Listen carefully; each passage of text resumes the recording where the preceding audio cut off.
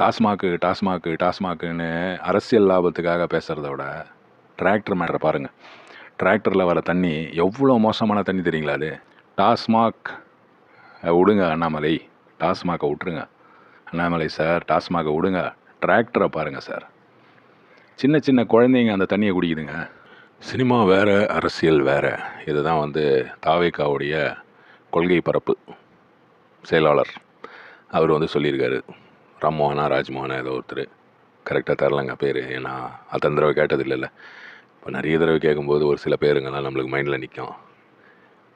தளபதி விஜயுடைய தாவேக்கா என்ன இல்லை, விஜய்னா இடுப்பு கிள்றது தான் அரசியல் நினச்சினுக்கிறாரா? ஒரு வகையில் பார்த்தா கிள்றது தான் அரசியல், கிள்றது தொட்டில் ஆடுறது அப்படின்வாங்க. ஆனால் இங்கே இடுப்பை கிள்றதுன்ற மேட்டரை சொல்லி நம்ம அண்ணாமலை சார், பிஜேபி தலைவர் அண்ணாமலை, எக்ஸ் ஐபிஎஸ், அவர் எப்படி இருந்த மனுஷன் இப்படி ஆயிட்டன்ற மாதிரி நிறைய பேர் கலாய்ச்சினுக்கிறாங்க அவரை. ஏன்னா இப்போ ரீசெண்டாக 2 நாளைக்கு முன்னாடி ஒரு ஆர்ப்பாட்டம் பண்ணாங்க டாஸ்மாக் எதிராக ஆர்ப்பாட்டம் பண்ணும்போது சாதாரணமாக பண்ணுறது தான். எந்த ஆட்சி இருந்தாலும் அவங்க என்ன பண்ணுவாங்கன்னா, அரசியல் தலைவர்கள் இந்த மாதிரி ஆளுங்கள்லாம் ஆர்ப்பாட்டம் பண்ணும்போது அவங்கள பிடிச்சி இழுத்தலாம் இல்லை, கூட்டின்னு போய் கல்யாண மண்டபம், ஏதோ ஹாலு, இந்த மாதிரி இடத்துலலாம் தங்க வைப்பாங்க. தண்ணி அது இது சாப்பாடு எல்லாம் கொடுத்து அங்கே தங்க வைப்பாங்க. இந்த மாதிரி ஒரு மேட்டர் நடக்கிறது தான். அது இப்போ அண்ணாமலை சார் இந்த சைடில் இருந்ததுனால அவரால் அதை தாங்கிக்க முடியல. ஏன்னா அந்த சைடில் இருக்கும்போது ஐயா ஐயா ஐயா அப்படின்ட்டு அந்த சல்யூட் அடிப்பாங்க. டிசி ரேஞ்சுனாலே வேறு ஒரு விஷயம் போலீஸில், உங்களுக்கெல்லாம் தெரியும், நிறைய பேருக்கு தெரிஞ்சிருக்கும், சிலருக்கு தெரியாது. ஆனாலும் assistant commissioner, deputy commissioner, joint கமிஷனர்லாம் பெரிய மேட்ரு. இவர் ஜாயிண்ட் கமிஷனர் ஆகிருப்பார் இப்போது. சரி, அதெல்லாம் ஆகலை, அவர் மாநில தலைவர் ஆகிட்டாருப்பா, அதனால் என்ன அப்படின்ட்டு நிறைய பேர் பேசுகிறாங்க. உண்மையிலேயே அவர் அவருடைய பொசிஷனில் சந்தோஷமாக இருக்காரா, இல்லை வாழ்க்கையில் ஒரு மிஸ்டேக் பண்ணிட்டாரா அப்படின்ற மாதிரியும் சிலர் பேசுகிறாங்க. இதெல்லாம் என் ஒப்பீனியன் கிடையாதுங்க, சிலர் பேசுகிறத நான் இங்கே சொல்கிறேன், அவ்வளோதான்.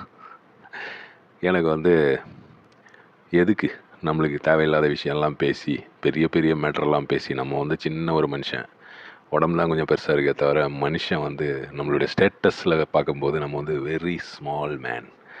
அப்போ இந்த மேட்ரு பார்த்திங்கன்னா, இவர் அண்ணாமலை சார் நிறைய பேர் அவரை கலாய்க்கிறாங்க. எஸ்வி சேகர், லியோனி, அப்புறம் திமுகவிலேருந்து நம்ம நிறைய பேர் கலாய்க்கிறாங்கன்னு வைங்க. சீமான் கூட கலாய்ப்பார் நடுவில்.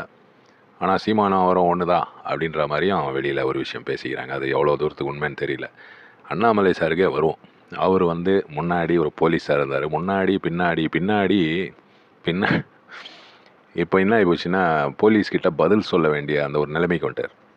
இது வாழ்க்கையில் உயர்வா தாழ்வா, அவர் உயர்ந்திருக்காரா தாழ்ந்திருக்காரான்ற மாதிரி வெளியில் நிறைய பேர் பேசிக்கிறாங்க. ஆனால் உண்மையில் பார்த்திங்கன்னா நிறைய அவருக்கு ப்ரொடெக்ஷன் இதெல்லாம் இருக்குது. அவர் பெரிய லெவலில் ஃபைனான்ஷியல் ஸ்டெபிலிட்டி எல்லாம் வந்துடுச்சு அவருக்கு. அரசியல் திட்டத்தனமாக சம்பாதிச்சாருன்னு நான் சொல்லுங்க, ஃபைனான்ஷியலாக அவர் ஸ்டேபிளாக தான் இருக்கார். ஏன்னா நிறைய ஃப்ரெண்ட்ஸு நிறைய பேர் இருக்காங்க. அவரே முன்னாடி சொல்லியிருக்காரு, நிறைய பேர் சம்பளம் இது போடுறாங்க, வாடகை போடுறாங்க, பணம் போடுறாங்க எல்லாம் சொல்லியிருக்காரு. சரி, அதெல்லாம் ஒரு சைடில் இருந்தாலும் இந்த ஒரு விஷயம் அவர் ஒரு இங்கிலீஷில் ஒரு சொல்லுவாங்க, once a cop always a காப்னுவாங்க, once a thief always a தீஃப்னுவாங்க. அது மாதிரி ஒரு தடவை திருட்டுத்தனம் பண்ணிட்டாருன்னா அவன் எப்போவுமே திருடன் தான். அதே மாதிரி தான் போலீஸ், ஒரு தடவை போலீஸ் ஆகிட்டா அவர் எப்போவுமே போலீஸ் தான். அதனால் போலீஸ் திருடன் ஆக மாட்டான்னு கிடையாது. ஆனால் திருடனால போலீஸ் ஆகிறது ரொம்ப கஷ்டம். போலீஸ் திருடன் ஆகலாம். இவர் அப்படி ஆகிட்டாரா அப்படிலாம் கேட்காதீங்க, நான் அப்படிலாம் சொல்லுங்கள். இவர் அந்த மைண்டில் இன்னும் அந்த டிசி, அந்த ஐபிஎஸ் இன்னும் மைண்டில் ஒளிஞ்சின்னு இருக்குது. அந்த மனசில் இன்னும் அந்த நினைப்பெல்லாம் இருக்குது. ஆனால் அதுக்கு தகுந்த மாதிரி அவருக்கு ரெஸ்பான்ஸ் கிடைக்க மாட்டேங்குது. போலீஸ் அவரை ஐயா ஐயா ஐயா அப்படின்னு சொல்லியிருந்தவங்க இப்போ சார் நீங்கள் நில்லுங்க, சார் போங்க, சார் இங்கே வாங்க அப்படின்ற மாதிரி பேசும்போது அவருக்கு you talk to me like this அந்த மாதிரி ஆகிட்டார். அப்படி தான் எனக்கு தோணுது. அந்த மனசில் இருக்க அந்த விஷயம் போகாது. ஏன்னா போலீஸில் ஐபிஎஸ் ஆகிறது, எந்த ஒரு போலீஸ்காரன் உங்களை பார்த்தாலும் சல்யூட் அடிக்கிறது, ஏசி வரைக்கும் சல்யூட் அடிப்பாருன்னா பாருங்கள். நீங்கள் உட்காந்துன்னு இருப்பீங்க, அவர் சல்யூட் அடிப்பார். அந்த ஒரு பொசிஷனில் இருந்த ஒரு ஆளுக்கு இதை கிரகிச்சிக்கிறதுன்றது ரொம்ப கஷ்டம். அதுதான் இப்போ நடந்துன்னு இருக்குது. அதனால தான் அவர் கொந்தளிக்கிறாரு. இன்னொரு விஷயம், டாஸ்மாகில் ஊழல் அப்படின்றாங்க. 1,00,000 கோடி ஊழல்னாங்க. அப்புறம் இப்போ 1000 கோடி அது கம்மியாக இருக்குது. இதை பார்க்கும்போது எனக்கு ஒரு விஷயம் ஞாபகம் வந்தது. என்னென்னா, பழைய ஒரு 20-25 வருஷம் முன்னாடிலாம் பசங்க புழுவாங்க. இப்போவும் பசங்க புழுவுறாங்க. இப்போ 2K kids, gen Z kids எல்லாம் இருக்காங்கல்ல, அவங்கெல்லாம் வந்து வேறு மாதிரி புழுவுறாங்கன்னு வைங்க. நம்ம காலத்தில் வந்து எப்படி புழுவாங்கன்னா, நான் வந்து ஒரு ஆமையை பார்த்தேன் அப்படின்னு, நான் வந்து ஒரு நாய் ஒரு மாடு ஒன்று பார்த்தேன். இது ஆமை தான் ஹைலைட்டு, நண்டு ஆமை இந்த மாதிரி விஷயங்கள் தான் ஹைலைட்டு. டேய் நான் வந்து அந்த ஆற்றுல அந்த தண்ணி வந்தபோது ஒரு ஆமை ஒன்று பார்த்தேன்ல, எவ்வளோ பெருசுன்னா அவ்வளோ பெருசு. டேய் உண்மையாக சொல்ல, டேய் அவ்வளோ பெருசா? இல்லைடா கொஞ்சம் சின்னதா. கரெக்டாக சொல்டா, இவ்வளோ வரோம். உண்மையாக சொல்டா, எவ்வளோ தாண்டா இருந்தது அந்த இது ஆமை இல்லை இது நண்டு, இது இவ்வளோ தாண்டா இருந்தது. அந்த கதையை வந்து எனக்கு ஞாபகம் வருது. என்னடா இதுக்கு நடுவில் நான் தமாஷ் பேசுகிறேன்னு நினைக்காதீங்க. 1,00,000 கோடி, 1 கோடி அப்பு, 1 கோடி அப்புன்னு 1,00,000 கோடினது சில நாட்களில் வந்து 1000 கோடி ஆயிடுச்சு. இன்னும் அந்த இது கோர்ட்டுக்கு போய் ப்ரூவ் ஆகலை. கோர்ட்டுக்கு போய் ப்ரூவ் ஆகும்போது ஒன்றுமே இல்லைன்னு வந்துடும். இன்னும் சிலர் வந்து இந்த விஷயத்தை பற்றி பேசுகிறாங்க. ஏன் வந்து முதலமைச்சரை அரெஸ்ட் பண்ணல, ஸ்டாலினை ஏன் அரெஸ்ட் பண்ணல, கெஜ்ரிவால் அரெஸ்ட் பண்ணிங்களே, இவரையும் அரெஸ்ட் பண்ணுங்கள். கெஜ்ரிவாலை அரெஸ்ட் பண்ணதுக்கு அவ்வளோ கரெக்டாக ப்ரூஃப் இருந்திருக்கும், அதனால் பண்ணியிருப்பாங்க. இங்கே வந்து அரெஸ்ட் பண்ணல. இதுலேருந்தே தெரிலிங்களா அதில் வந்து அவ்வளோ பெரிய ப்ரூஃப் இல்லை அப்படின்றது. இங்கே வந்து பிஜேபி சென்ட்ரலில் ஆட்சியில் இருக்க பிஜேபி வந்து இங்கே போராட்டம் பண்ணுறாங்க. ஏன்டா அசிங்கமாக இல்லையா உங்களுக்கு அப்படின்னு கேட்குறாங்க வெளியில். நீங்கள் தானே அரெஸ்ட் பண்ண வேண்டிய ஆளுங்களே வந்து போராட்டம் பண்ணி நீங்கள் என்ன ட்ராமா பண்ணுறீங்களா, நடிக்கிறீங்களா அப்படின்றாங்க. ஆனால் அவங்களால அரெஸ்ட் பண்ண முடியல. அரெஸ்ட் பண்ண முடிஞ்சால் அரெஸ்ட் பண்ண மாட்டாங்களா? அதுதான் என்னுடைய ஒரு டவுட்டு. அரெஸ்ட் பண்ண முடிஞ்சால் அரெஸ்ட் பண்ணுவாங்கல்ல, பண்ண மாட்டாங்களா? அது அவங்கள தாங்க கேட்கணும். நம்மளுக்கு வந்து அரசியல் இதெல்லாம் சாதாரணமாப்பா அப்படின்ற ஒரு விஷயத்தில் நம்புகிற ஒரு ஆள் நான். எப்படியும் விஜயை பற்றி இப்படி காட்டமாக பேசுனது, அப்புறம் இவர் வந்து போராட்டம் பண்ணார். அதுக்கு முன்னாடி வந்து ஒரு சாட்டையெல்லாம் அடிச்சினார். அதுக்கப்புறம் செருப்பு போட மாட்டேனார். இந்த கதையெல்லாம் போட்டு இப்போ ஓட்டி தள்ளினுக்கிறாங்க. இந்த ஆள் போய் தான் சொல்லுவான், போய் தான் எங்க செருப்பு போட மாட்டேன்னு அவர் ஒரு ஃப்ளோவில் சொல்லிட்டாரு.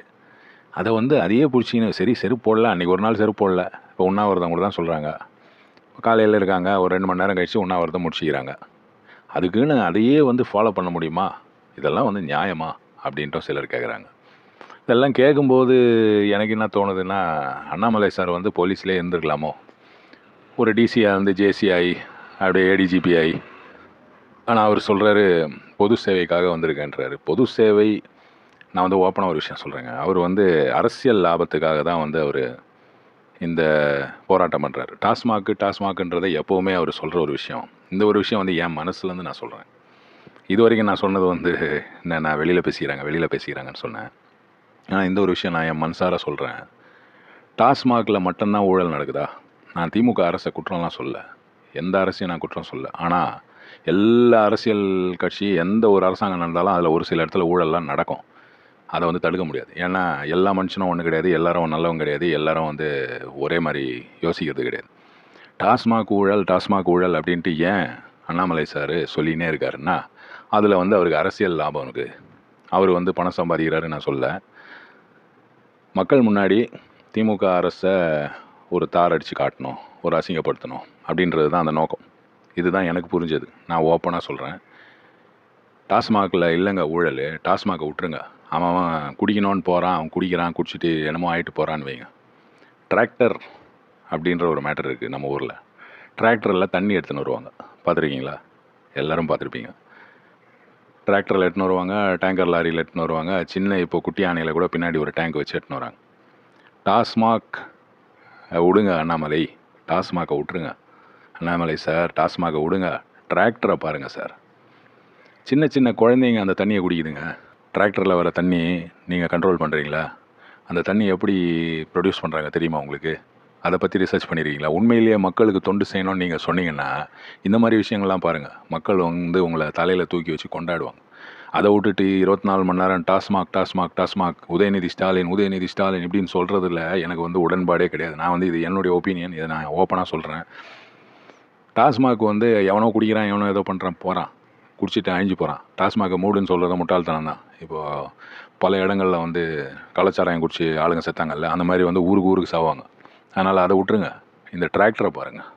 டிராக்டரில் வர தண்ணி அதில் வந்து ஆர்ஓ அப்படின்ற ஒரு மேட்டர் இருக்குது, ரிவர்ஸ் ஆஸ்மாசிஸ், அதுதான் ஆர்ஓ பண்ணோன்னா ரொம்ப கஷ்டம். அதுக்கு வந்து கொஞ்சம் செலவாகும். டெய்லி அவங்களால இவ்வளோ தண்ணி வந்து கொடுக்க முடியாது. அதுக்கு பெரிய அந்த பிளான்ட் போடணும். தண்ணி வந்து இப்படி ஃபில்டர் ஆகி இப்படி ஆகி அது வெளியே வரும். அதை பண்ண முடியாததுனால யூவி பண்ணணும். அந்த யூவியும் பண்ண முடியாதனால என்ன பண்ணுறாங்கன்னா, கிருமிகளை சாவடிக்கிறதுக்கு ஒரு கெமிக்கல் போடுறாங்க. இந்த கெமிக்கல்னால் என்ன ஆகுதுன்னா எலும்பெல்லாம் வந்து வீக் ஆகிடும். இதை நான் வந்து பர்சனலாக நான் பார்த்த ஒரு விஷயம். அதனால தான் நான் இதை பற்றி பேசுகிறேன். ஒரு விஷயத்த வந்து சும்மா நான் வந்து சொல்லிடலாம்.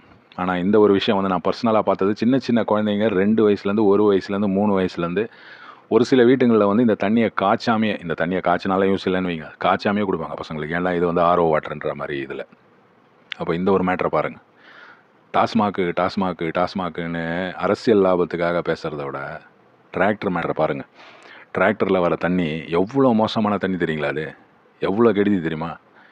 எனக்கு தெரிஞ்சு நிறைய பேருக்கு கிட்னி ஸ்டோன் வருது.